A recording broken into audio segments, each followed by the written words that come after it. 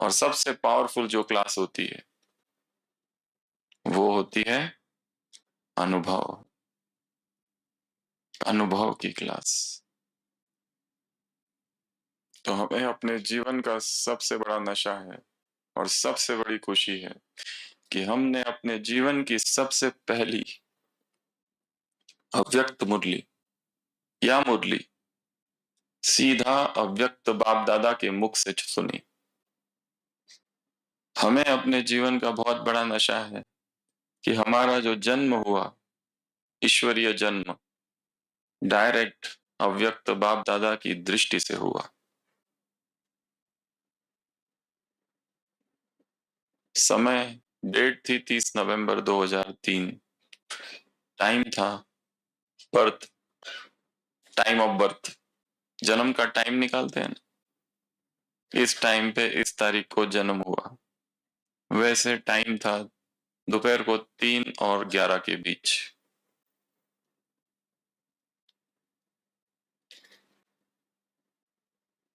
ये बहुत आश्चर्य है कि सीधा मधुबन ही हमारा पहला सेंटर है।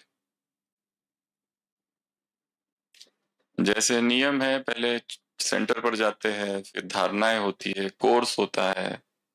हमारा ना कोई कोर्स, ना कोई सेंटर, ना किसी सेंटर से जुड़े, सीधा डायमंड हॉल।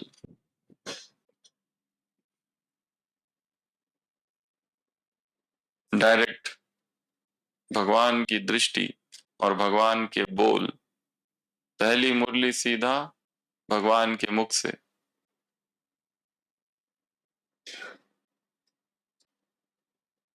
ये कैसे? परंतु पहली मुरली भले भगवान के मुख से सुनी, पर जो भूमि तैयार हुई थी मन की, वो ईश्वरीय प्रेम और वैराग की भूमि थी।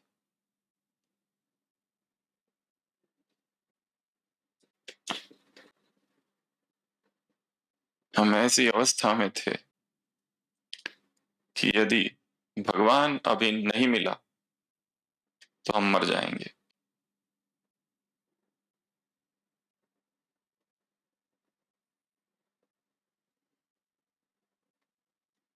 मराठी में एक संत लिखता है, मजची मीच व्यालो आपुली आपोटी आलो, मेरा मुझसे ही जन्म हुआ, अपने ही गर्भ से मैंने जन्म लिया है। तो हम शॉर्ट में अपनी स्टोरी बताएंगे। हमारा जन्म एक साधारण से परिवार में हुआ।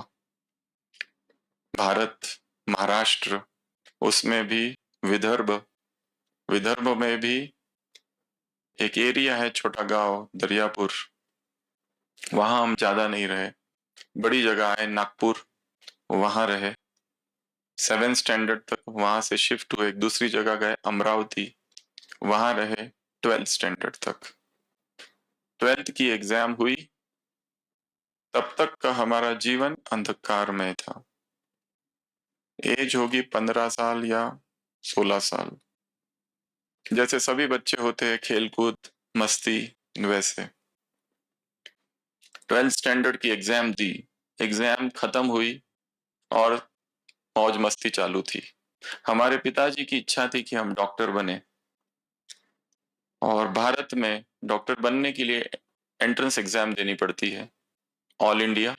और एक दूसरी एंट्रेंस एग्जाम थी जो थी सेवाग्राम, एक वर्धा नाम की जगह है, वहां एक मेडिकल कॉलेज है सेवाग्राम। वहां पर फिजिक्स, केमिस्ट्री और बायोलॉजी के अलावा एक चौथा सब्जेक्ट रहता है, उसको कहते हैं गांधीयन थॉट्स। वो पास जब करेंगे तब मेडिकल कॉलेज में एडमिशन मिलेगी। और गांधीयन थॉट्स मतलब गांधी जी की जीवन कहानी उसमें पढ़नी है। तो हमारे पिताजी हमारे लिए किताबें ले आए। उस किताब का नाम था the story of my experiment with truth, सत्य के प्रयोग। महात्मा गांधी ने जो अपनी जीवन कहानी लिखी है वो। और वो किताब हम पढ़ते गए, पहला दिन, दूसरा दिन, तीसरा दिन, चौथा दिन, और हमको लगा ये किताब में जो लेखक लिख रहा है वो हम ही है। लेखक ने लिखा, मैंने झूठ बोला, पश्चाताप किया। लेखक ने लिखा, मैंने बीड़ी पी, पश्चाताप किया। मैंने नॉनवेज खाया, पश्चाताप किया। अपने पिता के सामने मैं रोया, हमें लगा हमने भी बहुत बड़े-बड़े पाप किए और मुझे भी पश्चाताप करना है। हमने ऐसा कुछ किया नहीं था, परंतु हमें लगा कि हमें भी पश्चाताप करना है और वो किताब पढ़ते, पढ़ते, पढ़ते, पढ़ते हम मौन हो गए।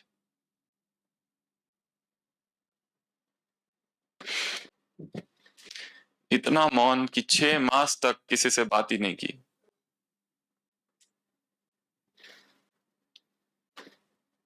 Total silence. कुछ भी मतलब कुछ भी नहीं।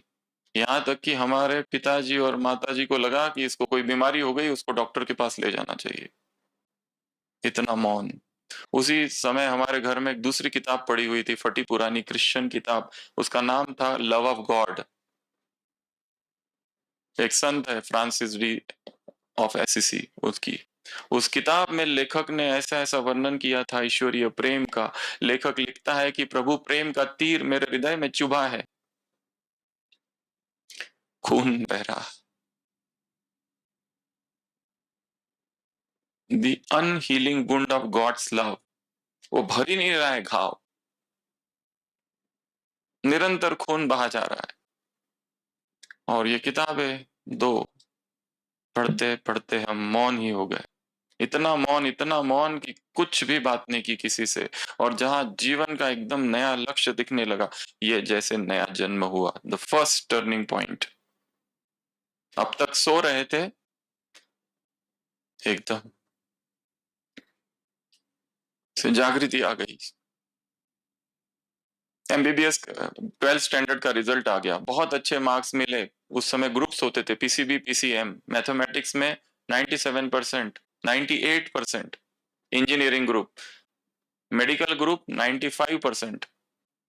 कहीं पर भी एडमिशन ना, मेडिकल कॉलेज, इंजीनियरिंग कॉलेज, कोई भी।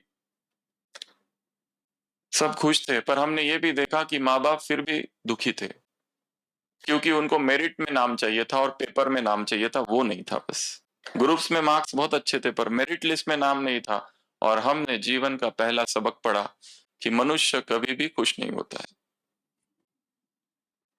उसे कुछ भी मिल जाए, कुछ भी दे दो, इसकी खुशी नहीं है कि बेटे को ग्रुप्स में इतने अच्छे मार्क्स मिले, किधर भी एडमिशन हो सकती है। उनको नाम चाहिए था पेपर में, न्यूज़पेपर में, हमारा बेटा मेरिट लिस्ट में है, वो नहीं था बस। एमबीबीएस में एडमिशन होगी, हमें तो इच्छा ही नहीं थी कहीं जाने की। ऐसी अवस्था आ गई थी, संसार से पैर उखड़ गए थे, कुछ भी नहीं चाहिए यहाँ का।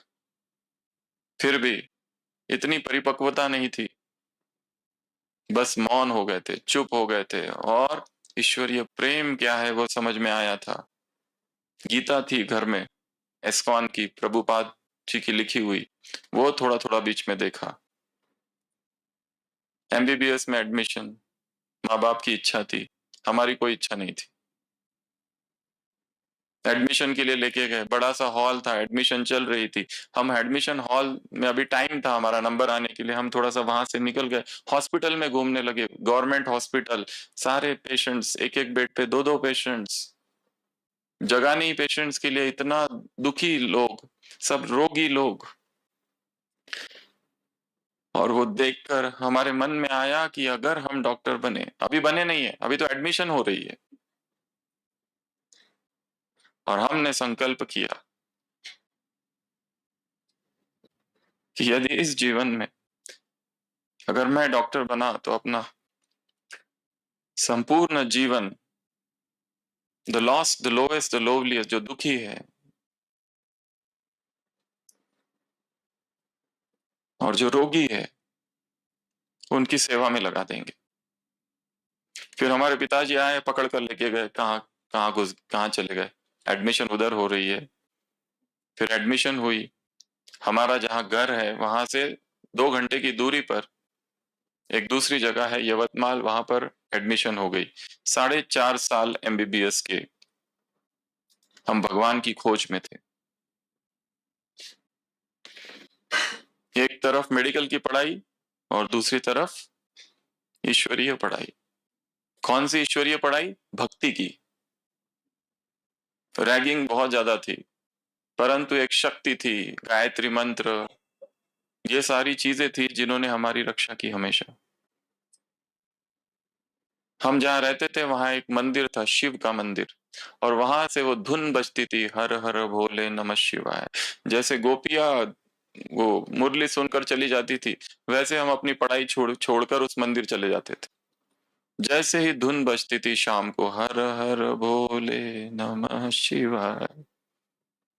फिर हॉस्टल गए, सेकंड ईयर, एमबीबीएस की सारी पढ़ाई हॉस्टल के पीछे एक श्री कृष्ण ज्ञान मंदिर था, वहीं पर बैठ के की। उसी पीरियड में एस्कॉन के लोग आए थे, उनसे जुड़े। हरे कृष्ण हरे कृष्ण हरे कृष्ण हरे कृष्ण हरे कृष्ण, कृष्ण भक्ति, अनन्य कृष्ण भक्ति। ऐसा एक तरफ मेडिकल की पढ़ाई चालू थी और एक तरफ अध्यात्म। कई सारी राम कथाएं सुनी बीच बीच में, भागवत कथाएं सुनी अलग अलग जगह पर, और फिर मेडिकल की पढ़ाई। एमबीबीएस पूरा हुआ, उस पीरियड में हम घर आते थे कभी कभी। तो हमारी जो लौकिक बहन थी, 1 साल बड़ी, वो भी डॉक्टर थी, परंतु अलग जगह, जहां घर है वहां अमरावती। उनके कॉलेज में एक प्रोफेसर थी जो ज्ञान में चलती थी, एनाटॉमी की, और वो क्लास लेती थी राजयोग पर। और हमारी बहन ने जैसे ही वो राजयोग का क्लास सुना, उसको एकदम निश्चय हो गया। जैसे ही सेंटर पर गई, उसको लगा यही मेरा घर है। बिना कोर्स के, बिना कुछ किए, एकदम निश्चय पक्का हो गया उसका। और जैसे ही वो ज्ञान में आई, उसने सारी धारणाएं करना चालू कर दी। और जैसे ही धारणाएं करना चालू कर दी, घर में विरोध होने लगा। उसने बाहर का खाना बंद कर दिया, माँ के हाथ का भी खाना बंद कर दिया। तो जैसे ही हमारी बहन ने ये सब तीव्र पुरुषार्थ के लक्षण दिखाई दिए, तो हमारे घर वालों ने उसका पहले सेंटर जाना बंद करा दिया। हमारे पिताजी ने शिव बाबा का लाइट फोड़ दिया, फेंक दिया, किताबें जो थी जला दी सारी, वो जो लेके आई थी। और हमारी बहन का सेंटर जाना बंद। यहाँ तक कि जो मेडिकल कॉलेज के जो स्टूडेंट्स थे और उनके पेरेंट्स थे, उन्होंने वो जो प्रोफेसर जी जो ज्ञान में चलती थी और जो राजयोग का क्लास लेती थी मेडिकल कॉलेज से पहले, उसका क्लास भी बंद करा दिया कि ये ब्रह्मा कुमारी मेडिकल कॉलेज के छात्रों को बिगाड़ रहे हैं। पर हमारी बहन पूरी 50 की बैच में से एक ही निकली जो सेंटर गई और उसको लगा ये मेरा घर है, यही मेरा सब कुछ है। और इतनी पक्की, इतनी धारणा हो गई उसको सब कुछ। और फिर ऐसे में हम घर आते थे और हमारी चालू थी भक्ति, और हमारी बहन आ गई ज्ञान में। तो हमको लगता था बेचारी इसका क्या करे। वो कहती थी वाह मेरे भाग मुझे मिले भगवान, धूम पाना था सो पा लिया। फिर हमारा और उसका झगड़ा होता था, हम वापस चले जाते थे। फिर जब जब छुट्टियां होती थी एमबीबीएस में, तब तब घर आते थे और हमारी अपनी भक्ति चालू थी। फिर हम एक दिन ये सोचा कि इसका कुछ तो करना चाहिए। तो उसको जबरदस्ती एक बार भागवत कथा में लेके गए। 7 दिन तक उसको भागवत कथा में बिठाया, पर वो भागवत कथा में इधर उधर देखती रहती थी। हम प्रार्थना करते थे, हे प्रभु, हे कृष्ण, हे गोविंद, इसको भक्ति दो। वो प्रार्थना करती थी, शिव बाबा इसकी बुद्धि का ताला खोलो। वो कहती थी तुम्हारी बुद्धि में भूसा भरा है। हम कहते थे बेचारी इस पर परमात्मा कृपा हो जाएगी एक दिन। वो कहती थी हमको भगवान मिल गया। हम कहते थे भगवान मिल गया? तुमने ना शास्त्र पढ़े, ना तुमने गीता पढ़ा, ना तुम कोई भागवत में गई, और तुमको भगवान मिल गया? और उसके गीत ही अजीबोगरीब गीत रहते थे, वाह मेरे भाग मुझे मिले भगवान। हमारी भक्ति वाले गीत अलग थे संसार के, ये तो अजीबोगरीब गीत थे उसके। और उसको नशा बहुत था। एक बार जबरदस्ती जब भागवत में हम लेके गए, आते आते वो कहती थी 2 मिनट सेंटर रुकना है, क्योंकि वैसे उसको सेंटर जाना नॉट अलाउड, बंद करा दिया था। तो वो हम बाहर रुकते थे स्कूटी से, सेंटर के अंदर कभी नहीं आए। हम बाहर रुकते थे, वो अंदर जाती थी, फटाफट मुरली पढ़ के बाहर। एक ही बार सेंटर में अंदर आए थे, आकर पीछे बैठे, बहन जी मुरली चला रही थी, भक्ति है रात ज्ञान है दिन, बस हम वहीं से उठ गए। भक्ति को रात कह रहे हैं लोग। इतना प्रभु प्रेम, इतनी भक्ति चल रही है संसार में, और ये उसको रात कहते हैं ना। फिर हम अपने एमबीबीएस में वापस आना जाना चालू। एमबीबीएस पूरा हुआ, नाउ सेकंड टर्निंग पॉइंट, सब लोग घर चले गए छुट्टियों में, हम नहीं गए, हम वहीं रुके और 7 दिन तक वहां एक राम कथा हुई अलका श्री जी के द्वारा। अलका श्री जी को महाराष्ट्र की मीरा कहा जाता है, बहुत यंग है, वो मधुबन में भी आके गई है बाद में रिलीजियस में।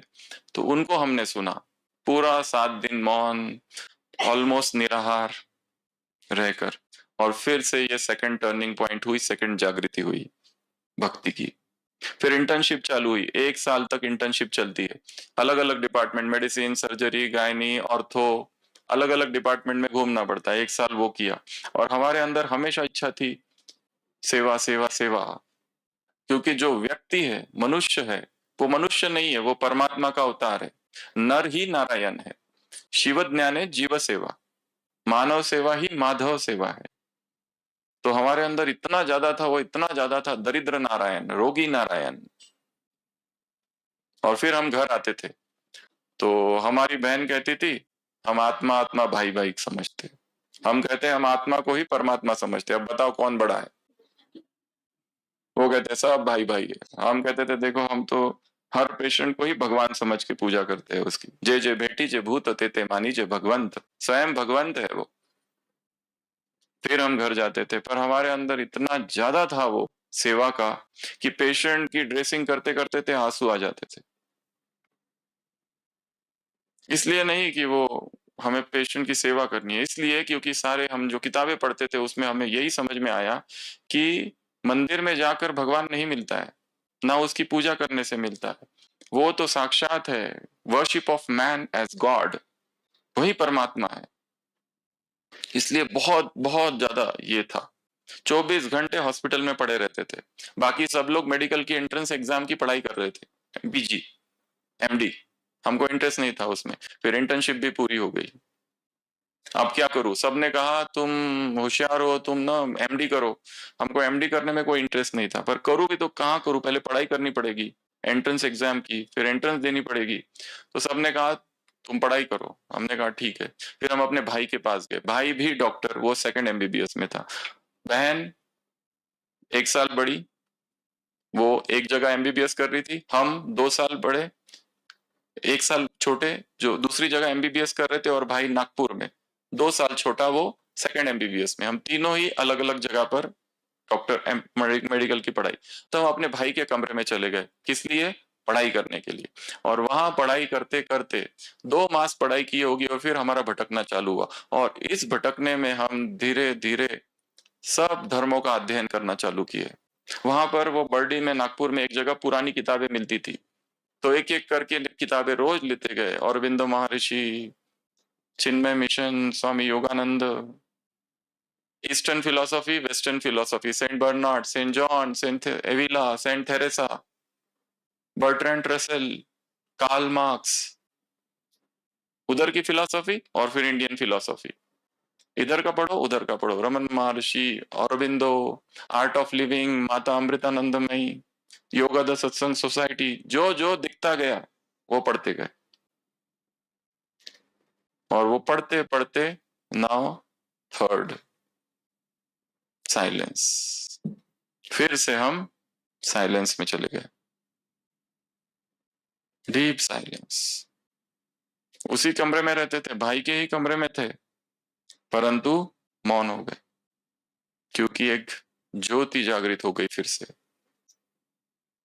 और उसी पीरियड में असंख्य सत्संग सुने, असंख्य भागवत, राम कथा, ये वो, गीता प्रवचन, और किताबें, किताबें लो प्रवचन सुनो, किताबें लो प्रवचन सुनो, ये फिलॉसफी वो फिलॉसफी, इधर की फिलॉसफी उधर की फिलॉसफी, असंख्य फिलॉसफीज पढ़ते गए। और फिर तीसरा मौन, सबसे गहरा, उसमें हमें 2 लक्ष्य दिखाई देने लगे, एक तो मेडिकल प्रोफेशन, एक अध्यात्म। मेडिकल में पोस्ट ग्रेजुएशन करेंगे, पेशेंट की सेवा करेंगे, अध्यात्म में संसार को छोड़ देंगे, संन्यास लेंगे और भगवान को प्राप्ति करेंगे। करूं क्या, इधर जाऊं या इधर जाऊं, इधर जाऊं या इधर जाऊं, 2 मार्ग।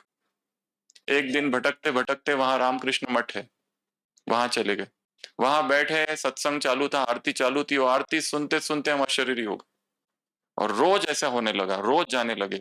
और वहां पर लाइब्रेरी थी, उस लाइब्रेरी में ढेर सारी धर्म की किताबें थी, उपनिषद थे, एक-एक करके उपनिषद पूरे किए।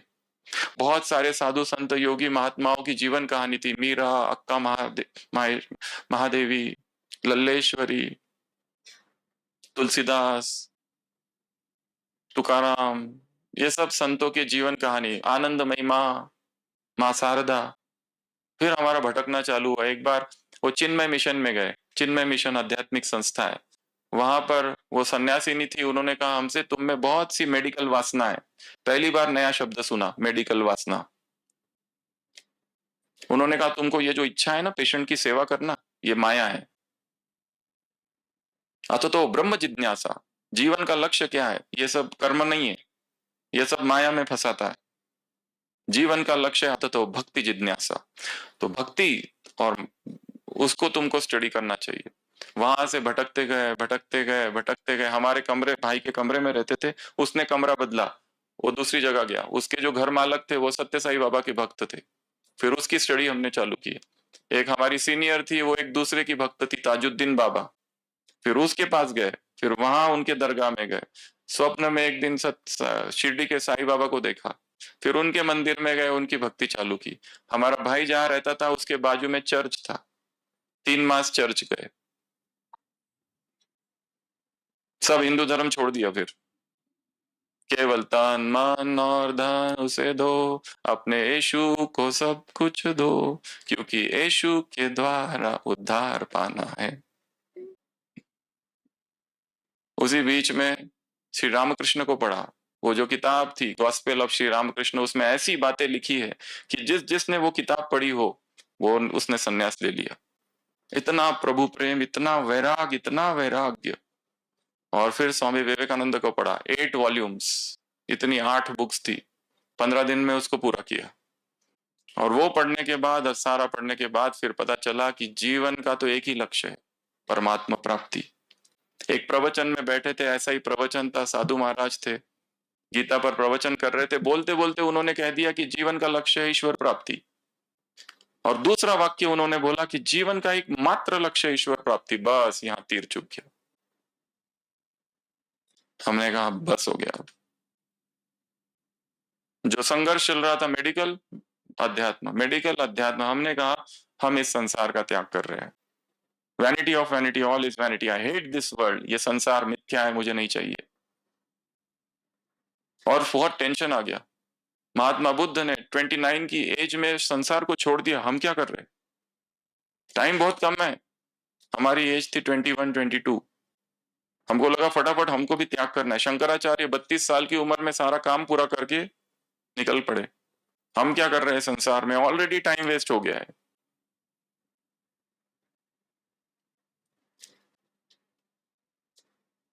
और ऐसा वैराग्य उदय हुआ हृदय में कि इस संसार का कुछ भी नहीं चाहिए। हम फिर एक दिन ब्रह्मा कुमारीज में गए, क्योंकि बहन कहती थी। और अभी सारे धर्म पढ़े और स्वामी विवेकानंद को पढ़ा तो पता चला कि सारे धर्म एक ही तरफ जाते, किधर से भी जाओ, इधर से चोटी तक ही पहुंचते। फिर भी हमारी बहन कहती थी हमारा ही एकमात्र मार्ग है, हमने ही भगवान को पाया। हम कहते थे तुम्हारी वजह से, कट्टरवादी तुम हो ना, फैनेटिक, तुम्हारी वजह से संसार में झगड़े हुए, धर्म की वजह से। जो ये कहते हैं ना हम ही राइट है, वो कहते तुमको जो बोलना है बोलो, भगवान हमने पाया है बस। उसको हम प्रश्न पूछते थे गीता को, उसको गीता पता नहीं। उपनिषद के प्रश्न पूछते थे, उसको उपनिषद पता नहीं। उसको खाली मुरली के अतिरिक्त तो कुछ भी पता नहीं था। तो फिर 2 मार्ग हमको दिखने लगे।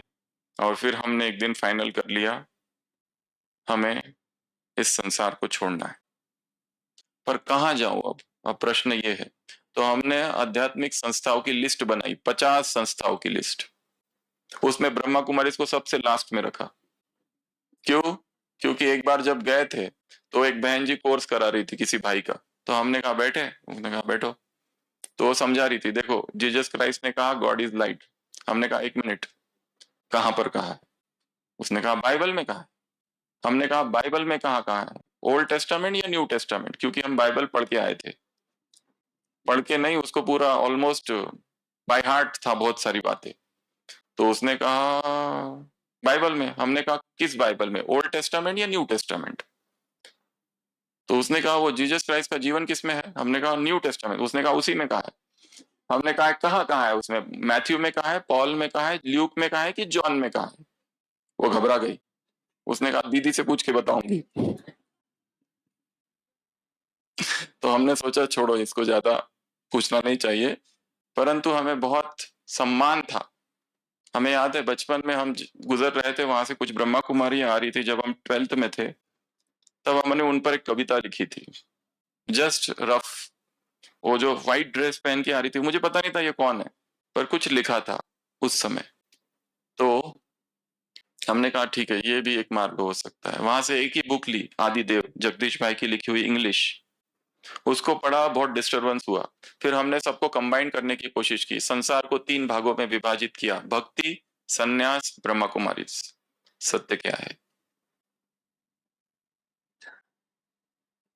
और तीनों को हमने जोड़ने की कोशिश की, समन्वय करने की कोशिश की। पर एक बात तो पक्का था, हमें संसार को छोड़ना है। तो कहाँ छोड़ू, कहाँ जाऊं? तो इतनी सारी संस्थाओं में गए। फिर हमने फाइनल किया रामकृष्ण मठ में हम जाएंगे। पर वहां जब वहां के किसी भी व्यक्ति से हमने कभी बात नहीं की, कभी किसी साधु से बात नहीं की, चुपचाप बैठते थे और निकल जाते थे। पर हमारा पक्का हो गया, जाना ही है। और एक दिन तो फाइनल कर दिया कि हम संन्यास ले रहे।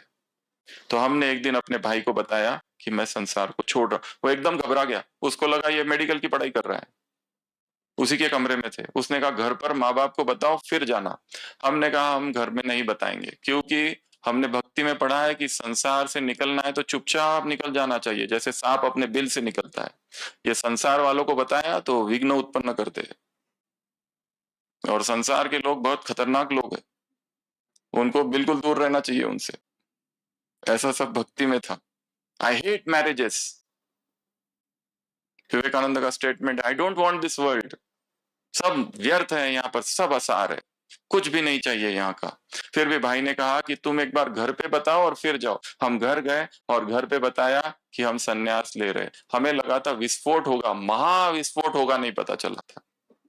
और हमें लगा हमारे माँ बाप है, घर की बात घर पे रखेंगे, किसी को नहीं बताएंगे। उन्होंने सारे समाज में फैलाना चालू किया। हमको समझाने के लिए लगभग 150 लोग आए थे, 1.5 मास में। नए नए तरीके से समझाते थे, यहीं रहे, यहीं पर रह जाना, यहीं पर सब कुछ है। एक भाई आए, अपने बेटी को लेके आए, वो एमबीबीएस कर रही है, तुम दोनों मिलके हॉस्पिटल भी चलाओ और आश्रम भी खोल लेना शादी करके। कितने लोग आए समझाने के लिए, हमको घर पे ही रोक दिया। हमारे माँ बाप ने कहा, पिताजी ने कहा ये जो तुमको पहले बताना चाहिए था एमबीबीएस करने से पहले। क्योंकि हम तीनों की जो पढ़ाई थी, हमारे पिताजी पोस्ट ऑफिस में थे, 3 बच्चे अलग अलग जगह पर एमबीबीएस, उनका खर्चा लोन लिया है बैंक पर, उस पर किया है पढ़ाई। तो उन्होंने कहा तुमने पहले बताना चाहिए था, हमको थोड़ी पता था पहले। और फिर उन्होंने कहा ये किताबें पढ़ने की वजह से, इतनी हमारी किताबें थी, सब छिपा दी, अभी तक पता नहीं कहाँ है। और फिर हमको समझाने के लिए रोज नए नए लोग आते थे, पर हम बिल्कुल रेडी नहीं थे। जितना विरोध उतना वैराग ज्यादा। और हमको याद है 3 दिन 3 रात एक ऐसी गुजरी थी हमारे जीवन की कि जिसमें हम केवल रो रहे थे।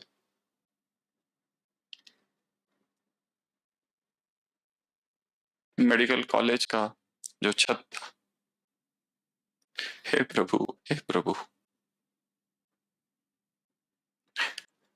और फिर इधर से जो विरोध होने लगा, इतना विरोध, हमने कहा ये जो गृहस्थी लोग मुझे समझाने के लिए आते हैं ना, मैं इनका बिल्कुल नहीं सुनूंगा। ऐसा कोई व्यक्ति आए जो सन्यासी है तो मैं सुन सकता हूँ। तो हमारे पिताजी ने एक ऐसे व्यक्ति को ढूंढा जो पहले रामकृष्ण मठ में था, आश्रम में, वहां से निकल गया, अब रामकृष्ण मठ के विरोध में प्रचार करता है, उस सन्यासी को पकड़ कर लाए हमारी काउंसलिंग के लिए। 3 दिन उसने बहुत मेहनत की, लास्ट में हाथ जोड़कर चला गया कि तुम जो कर रहे हो राइट है, वही चलने दो। हम सुनने को बिल्कुल नहीं तैयार थे। हमारे पिताजी ने खत लिखा, prime minister of India Atal Bihari Vajpayee, my son has been hypnotised by Ramakrishna Math and mission. 6 page का लेटर लिखा प्राइम मिनिस्टर को कि मेरे ये पिता की मदद करो, धोखा हो रहा है मेरे साथ, हमारा डॉक्टर बेटा संन्यास लेने जा रहा है। ये सारा ये आश्रम की वजह से हो रहा है। इस आश्रम पर केस करना चाहिए। मुझे ऐसे 6 खत आए अलग अलग सन्यासियों के, पता नहीं किसने लिखे, मैनिपुलेटेड थे, जिसमें सन्यासियों ने लिखा यहाँ मत आना, सन्यास मत लेना, हम लोग पछता रहे। ऐसे खत आए। सत्यनारायण की पूजाएं हुई, कुंडलियां निकाली गई, हमारी माताजी गणपति की भक्त। इतना बड़ा संकट आज तक पूरे खानदान में कभी नहीं आया। तो गणपति को पानी में डुबो के रख दिया, जब तक संकट दूर नहीं होगा पानी के अंदर। क्योंकि ऐसा कौन सा पाप कर लिया? किसी लड़की के साथ भाग गया होता तो भी ठीक था, सन्यास। और वो भी तब तक एमबीबीएस का रिजल्ट आ गया, और एमबीबीएस के रिजल्ट में हम टॉपर थे, तब तो दुख और बढ़ गया। एंट्रेंस एग्जाम दी थी, बाद में उसका भी रिजल्ट आ गया, उसमें भी हमको कहीं तो भी एमडी मिल रहा था, हमने वो गवर्नमेंट की सीट छोड़ दी। उसी समय हमारा जो एक भाई था दूर का, वो पेमेंट की सीट ली उसने 60 लाख रुपए देकर, तो दुख और बड़ा। घर वाले रिश्तेदार पेमेंट में सीट ले रहे एमडी की, और यहाँ फ्री में मिल रहा है, ये छोड़ रहा है। पर उनको क्या बताए और कैसे समझाए?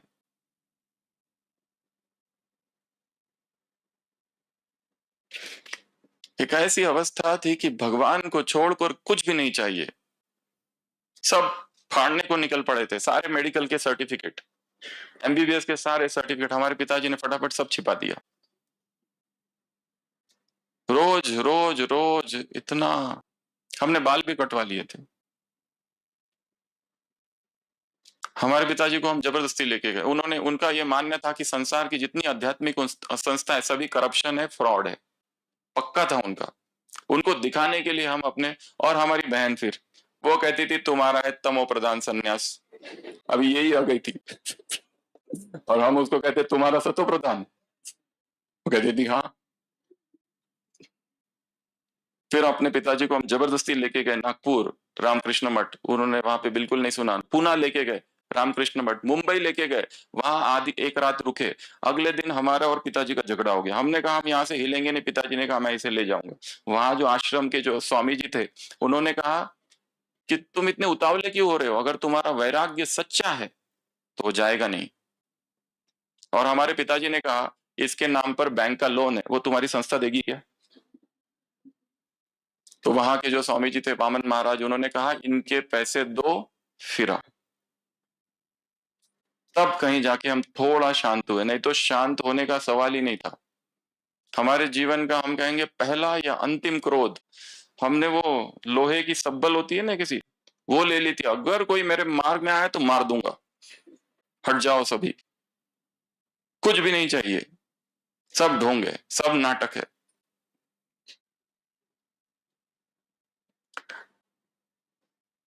और फिर हमने कहा ठीक है, वापस आए, एक जगह मेडिकल ऑफिसर करके ज्वाइन किए गांव में। 6 मास वहां रुके, और 6 मास में जितने सैलरी मिलती गई 7,000 रुपीज, सब बैंक में डालते गए, और वो लोन चुकतू किया। उसी बीच हमको ये पता चला कि जीवन में गुरु होना बहुत आवश्यक है, और इसलिए हमने खत लिखा, और कॉमन बुगी में बैठकर रेल की नीचे पेपर डालकर कोलकाता आए, 40 घंटे लगे, वहां पर हमारी मंत्र दीक्षा हुई।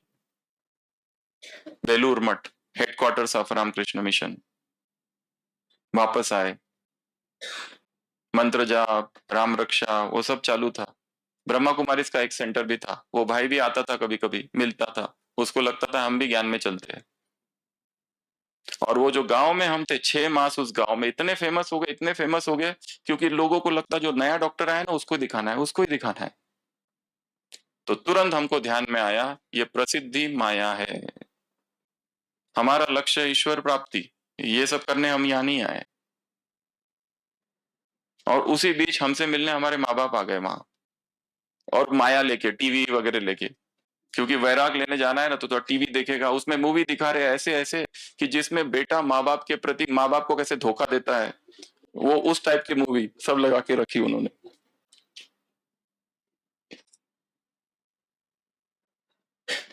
जिस रिक्शा में वो बैठ के आए, वो रिक्शा वाला ने उनको कहा वो जो नया डॉक्टर आया ना उसने मुझे ठीक कर दिया। और हॉस्पिटल के गेट के बाद पहुंचने के बाद वो रिक्शा वाला बोलता यही वो डॉक्टर है। और इनका दुख और बढ़ गया, अब ये जा रहा है। हमको लगा ये लोग चुपचाप बैठेंगे वहां पर, उस गांव में भी सब जगह फैला दिया हमारे माँ बाप ने कि ये सन्यास ले रहा है। तो जो भी पेशेंट मिलता था, डॉक्टर साहब रुक जाओ ना, हमको इसको किसने बताया, डॉक्टर साहब रुक जाओ ना। हमने तुरंत रेजिग्नेशन लेटर दिया, बैंक का लोन चुकता हुआ। हमारे पिताजी हर नए सारे ऑफिसेस में चले गए कि ये मेडिकल प्रोफेशन के साथ धोखा कर रहा है, इसका don't accept the resignation letter.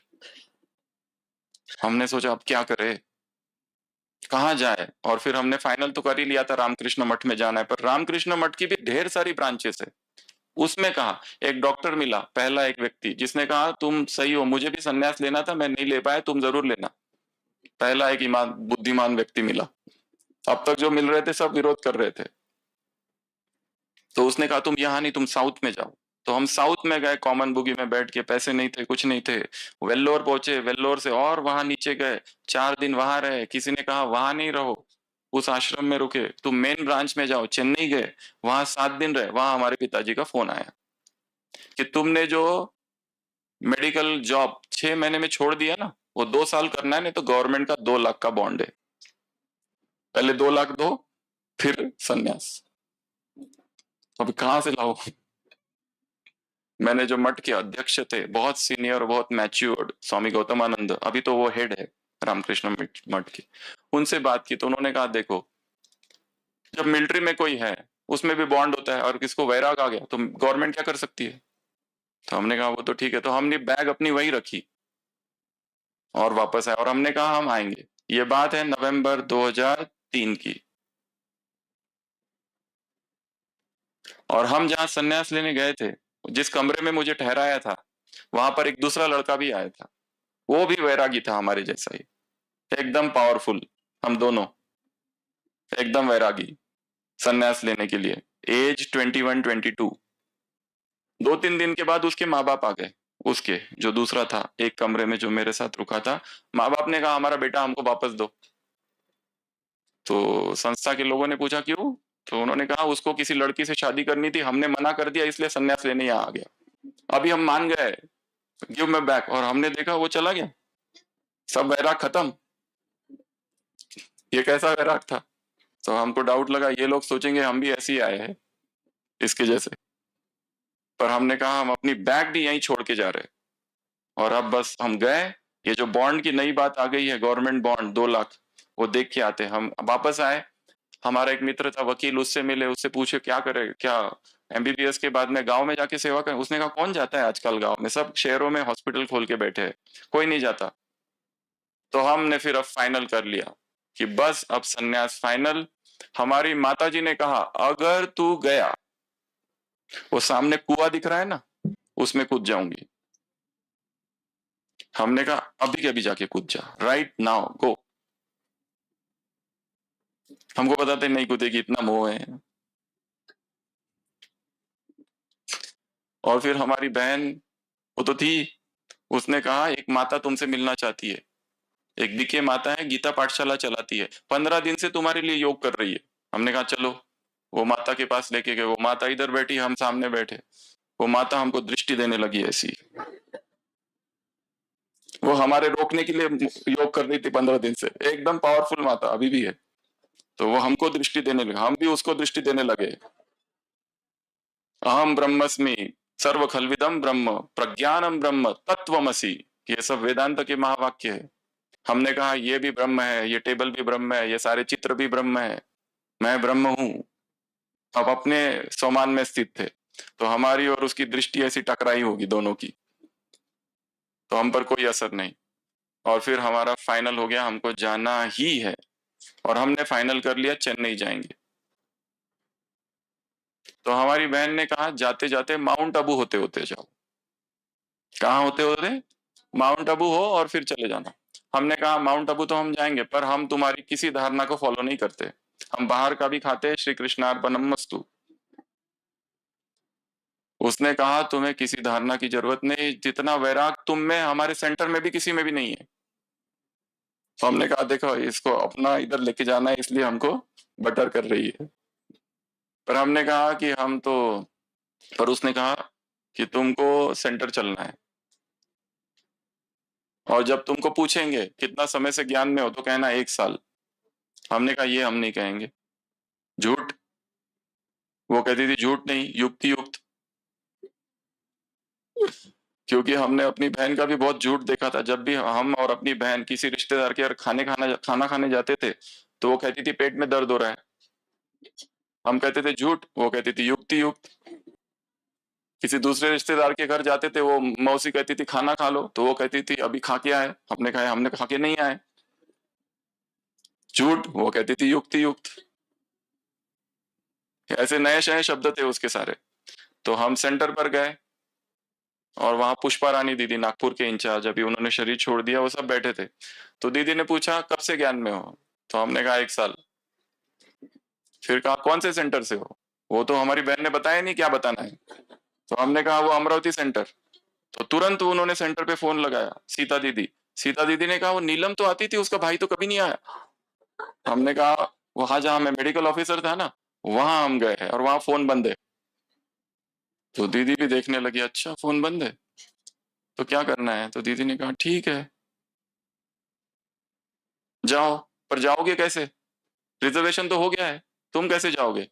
हमने अपने मन में कहा हमें किसी रिजर्वेशन की जरूरत नहीं है। दिल्ली, चेन्नई, मुंबई और कोलकाता, भारत के चारों जगह पर कॉमन बुगी नीचे पेपर डालकर यात्रा की है, भगवान की खोज में। और हम दूसरे दिन कॉमन बुगी में बैठ गए, सारी पार्टी रिजर्वेशन कंपार्टमेंट। बहन थी एक, उसको पता है एक डॉक्टर पीछे बैठा है। और ट्रेन निकल पड़ी। हमारी बहन आई नाश्ता देने और ट्रेन में हम बैठ के चल पड़े आबू। कहाँ? माउंट आबू, बाबा मिलन। हम सोच रहे अभी भागवत का 7वां अध्याय बाकी है, अभी ब्रह्म सूत्र पढ़ना बाकी, कितने काम बाकी है। और यात्रा आगे बढ़ी। उस ट्रेन में इतनी भीड़ थी, इतनी भीड़ थी। कॉमन बुगी में 2 माताएं बैठी थी, एकदम गांव की, साड़ी भी ढंग से नहीं पहनी हुई, ऐसी एकदम गांव की माता है।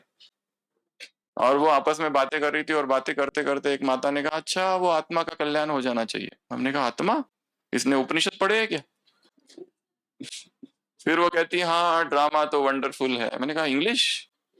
ये गांव की माता है, इसको हिंदी ढंग से नहीं आती और इंग्लिश बोल रही है।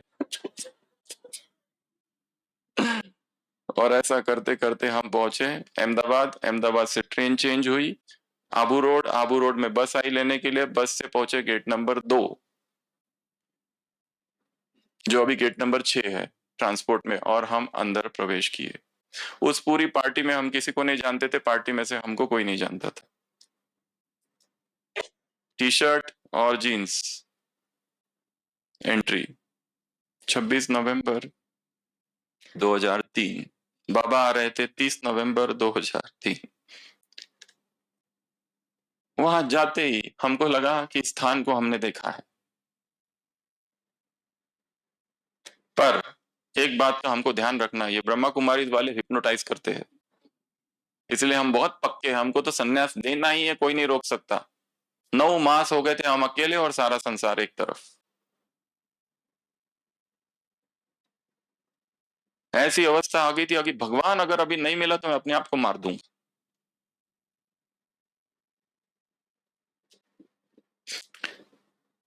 तो हमको लगा इस स्थान को हम जानते हैं, हर चीज को यहाँ जानते हैं, यहाँ के रास्ते हमको पता है। फिर हम गए, एकोमोडेशन मिला, 5 लोग थे। सुबह हम उठे, रात में एक स्वप्न देखा और स्वप्न में एक नया चित्र दिखा, जो लक्ष्मी नारायण का चित्र है हमारा खड़ा हुआ जो है ना, वो दिखा। या नहीं है? लक्ष्मी नारायण का खड़ा हुआ चित्र और एकदम जीवंत। और वो कितना देर तक दिखता रहा। हम सुबह उठे तो चिंता थी, ये लोग 4 लोग जो थे ना जल्दी जाए, तो हम अपना हनुमान चालीसा, राम रक्षा, मंत्र जाप ये सब करें। फिर वो गए मुरली सुनने, तो हम अपना चालू किया और सब भूल गया। जो कि हम रोज कर रहे थे वो सब कुछ भी याद नहीं वहां पर। फिर भी हमने किताब खोल के उसको पूरा किया और अगले 3 दिन तक भटकते ही रहे शांतिवन में, क्योंकि ना कोई हमको जानता था ना हम किसी को जानते थे। यहाँ से वहां, वहां से वहां, वहां से वहां, वहां से वहां। हमको लगा ये कहाँ है, हम कहाँ हैं। और अचानक शाम को गीत बजा 7:30 बजे, शिव की याद रहेगी तब आंखों में समाया वो होगा। और हमको लगा ये गीत हमने कई बार सुना है, और ये लगा ये सारे लोग कौन हैं? जैसे रामकृष्ण परमहंस समाधि में चले जाते थे, जैसे चैतन्य महाप्रभु समाधि में चले जाते थे, जैसे सेंट फ्रांसिस ट्रांस में चले जाते थे, वैसी वो व्यवस्था तो नहीं इनकी। और फिर वो बहन मिली जो हमको लेके आई थी, वो कहा था अरे आप कहाँ हो? उसको लगा हमारा मौन है, जो बाबा मिलन से पहले होता है ना, पर हमारा दूसरा ही मौन था, वो वाला नहीं था। और फिर अनाउंसमेंट हमने सुनी कि 3 बजे गेट खुल जाएंगे डायमंड हॉल के, और बाबा आ रहे। कौन बाबा, क्या बाबा, हमें कुछ पता नहीं। हमें तो केवल भगवान से मिलन मनाना था बस। और हमको नहीं पता कि लेट जाना पड़ता है, हम 3 बजे जाके बैठ गए वहां। बहुत बड़ी सभा थी, 30 नवंबर।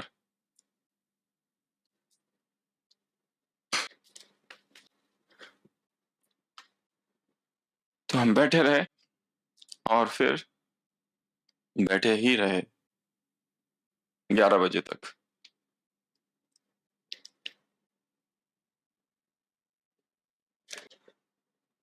आंखों से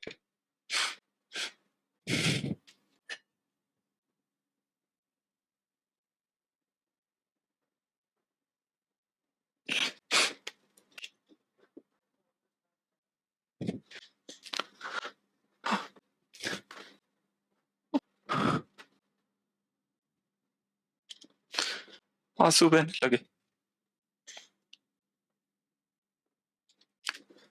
उस स्टेज पर हमको केवल एक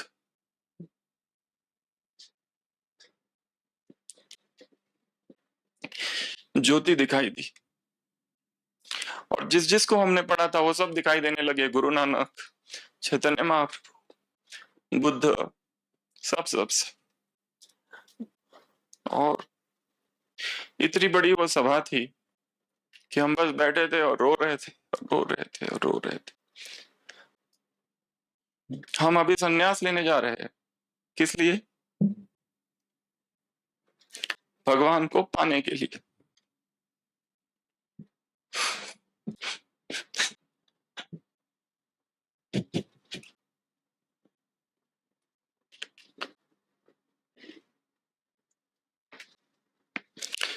और उधर से एक आवाज आई कि तुम जिसको ढूंढ रहे हैं वो मैं हूं। जो गीता के श्लोक हमने पढ़ रखे थे वो सब वहां से सुनाई देने लगे। मया तद्मिदं सर्वम जगत व्यक्ति मूर्ति नाम मस्तानि सर्वभूतानि।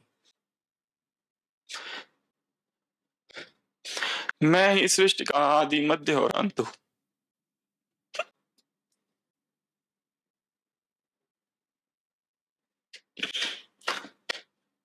को कुछ पता नहीं हुआ क्या चला, कौन सी मुरली चली, हिंदी भाषा में चली, क्या चला, पर उस आवाज ने हमको कहा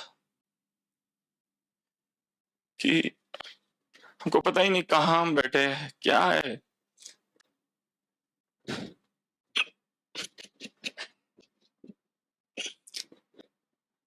केवल रो रहे रो रहे रो रहे। हमको याद है हमने अपने पिताजी से कहा था कि मुझे रोकना मत, अगर भगवान खुद आके रोकेगा तो ही मैं रुकूंगा।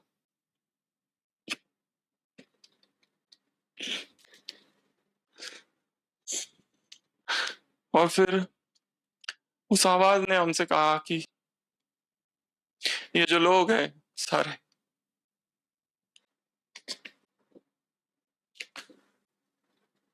इन्हीं लोगों के बीच बीच तुम एक दिन बॉम्ब की तरह गिरोगे।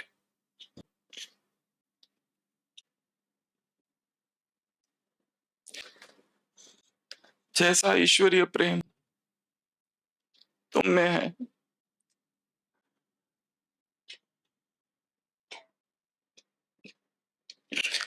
वही तुम फैलाओगे एक दिन। हम बैठे रहे, रोते रहे रोते रहे रोते रहे रोते रहे रोते रहे।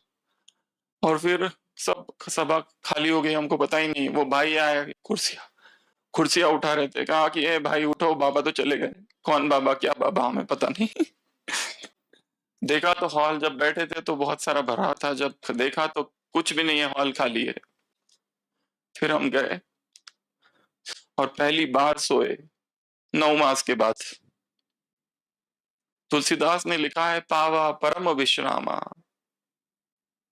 ये रामायण लिखने के बाद आज मैं विश्राम को प्राप्त हुआ।